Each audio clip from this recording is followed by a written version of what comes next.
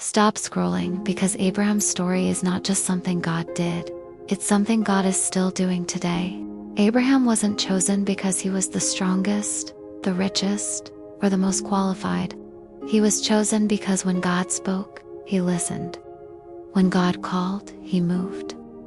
And when the promise seemed impossible, he kept believing.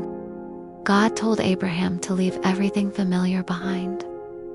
No roadmap, no proof, no guarantee, just a voice and a promise.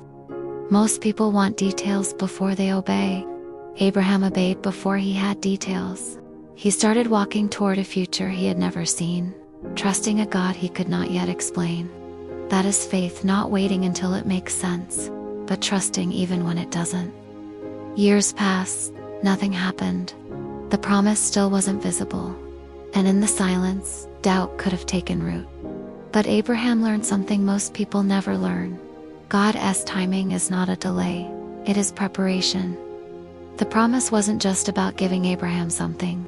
It was about growing Abraham into someone who could carry what God was building through him. Then came the ultimate test, when God asked him to surrender the very promise he had waited his whole life for. It wasn't about losing Isaac, it was about proving that Abraham loved the giver more than the gift.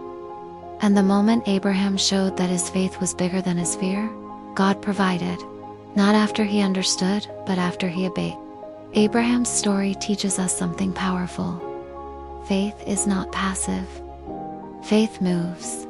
Faith walks. Faith climbs. Faith lays down what it cannot keep, trusting that God will return what was promised in a better form than before. When Abraham stood on that mountain, he was just proving his loyalty. He was declaring that nothing in his life outranked God, and that is when breakthrough appeared. This is the pattern of God. First the calling, then the waiting, then the testing, and then the fulfillment. Abraham's life reminds us that you don't have to see the whole path to keep walking. You don't have to understand the plan to stay obedient, and you don't have to feel strong to keep believing. God isn't just writing stories in scripture, he is still writing them in people who trust him the way Abraham did.